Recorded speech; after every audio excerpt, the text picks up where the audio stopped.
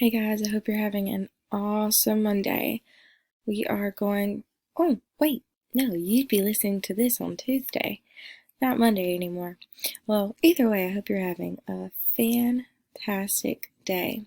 This is going to be our reading video, so you should be watching this on Tuesday. You should have your I ready finished. You should have done that yesterday, and you should have met with me yesterday. So today is Tuesday and you're going to be watching your reading video.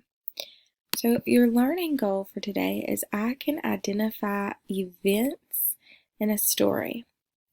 That word identify means that you can tell what they were, and events are just the important things that happen in the story.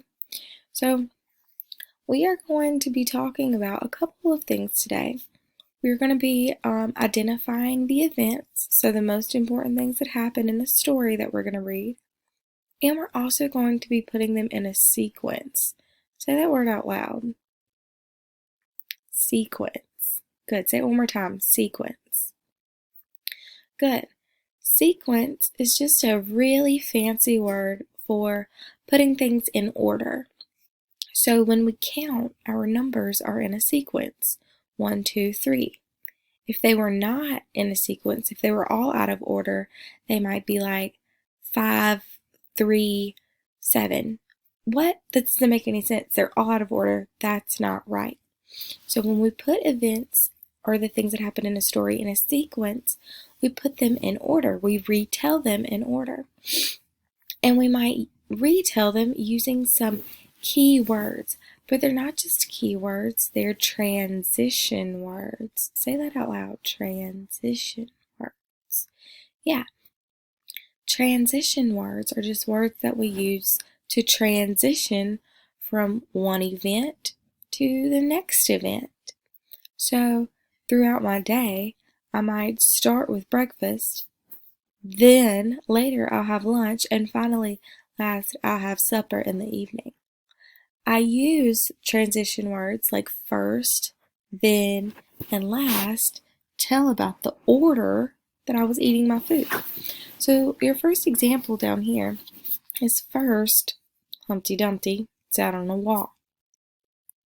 Then, because we're transitioning from here to here, then he fell down. Aw. And last, because we're in the last major thing that happens, they couldn't put him back together again. He's sad. So first, then last. Those are our key words. Those are our transition words that are going to help us move through the different events in a story. Here's the story that we're going to read. It's called Spring Cleaning.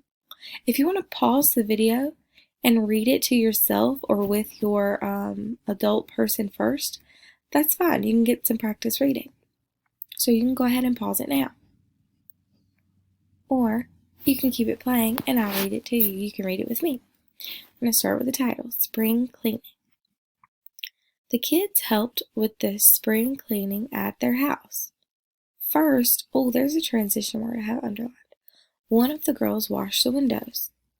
Next, another girl vacuumed the carpet. Then, the boy mopped the kitchen floor. Last, one of the girls dusted all of the furniture. The house was very clean. Oh, that's nice. I wish my little boy would help me do all of those things. That would be awesome.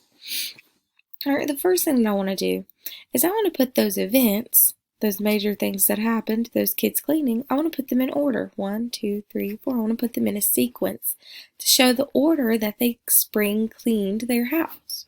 So what happened first? First, one of the girls washed the windows. And I know because I can go back to that transition word, one of the girls washed the windows. Then I want to know what happened next. So I'm going to read what happened next.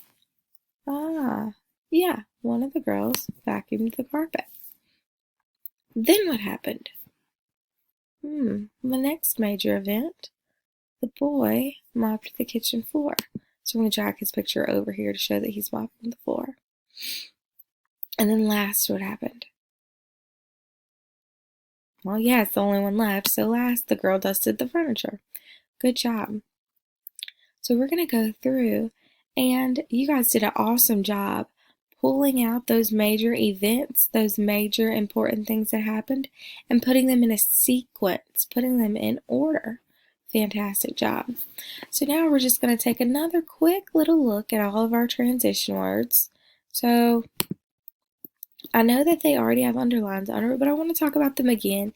These transition words help show that you're moving from one event to another. So here's our first one. And it's first. Another transition word that I saw in this was the word next. I also saw the transition word then. And finally, I saw the transition word last. So I want to see you guys try to use these transition words throughout the day. And just notice how many times you're already using them. Now I'm going to ask you a couple questions using these transition words. What's the last task the kids helped with? Easy peasy. You would go back in that passage, that short paragraph, and find the word last, because that was the transition word that helps you know that it's the last one that they're doing. And you would just tell what they were doing. So I'm going to go back over here and find the word last, because that's what my question says, last. Last, one of the girls dusted all the furniture. One of the girls dusted all the furniture. I matched my transition word with my question to answer it. One more. What's the first task the kids helped with? So I'm going to look for that word first. First, one of the girls washed the windows. Or you could use your picture sequence of events down here. Yeah, the first thing, one of the girls washed the windows. You guys did an absolutely amazing, amazing job. Have an awesome day. Can't wait to see all of the amazing things you do in the slides. Keep up the great work.